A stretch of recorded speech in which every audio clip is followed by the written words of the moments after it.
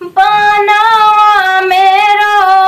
बेला बना के कोयलिया, बनवा मेरो बेला बना के कोयलिया,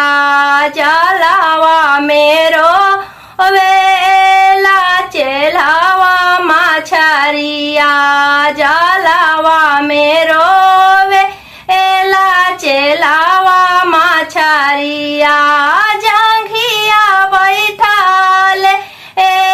जीरोवा थिन या पाना पापा, जंघिया बैठावाले जीरोवा थिन या पाना पापा, काई से में कारी जी आपन धिया दाना माँ, काई से में कारिया जी आपन धिया दाना माँ, धिया दाना करते जी फाटा है काले जावा, धिया दाना करते जी फाटा है काले जावा, आ जंघिया बैठाले जीरोवा थिन दुलराई तो बेटी, जंघिया बैठाले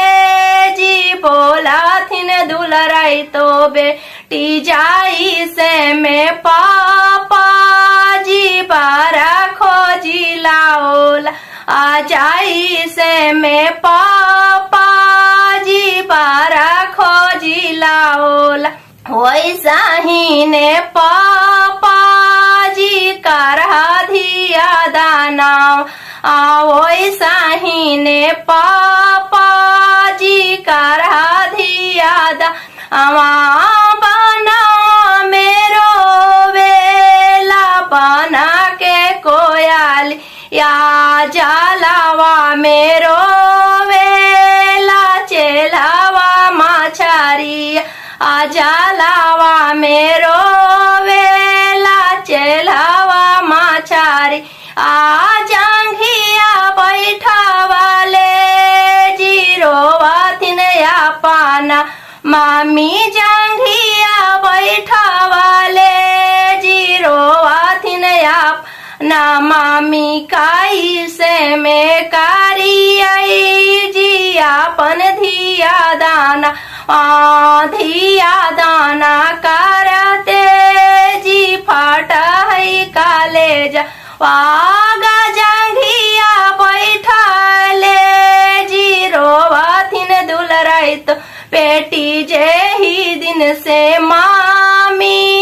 जी लिहाली जनामी, आज ही दिन से मामी जी लिहाली जा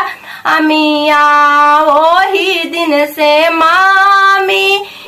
जी होली पर आया धानावा, जे ही दिन से मामी जी होली पर आया धानावा, आज ही दिन से मामी जी दिहालू जाना मिया, आज ही दिन से मामी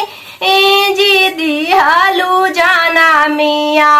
वो ही दिन से मामी लिखैले कन्या दानावा, वो ही दिन से मामी लिखैले कन्या दाना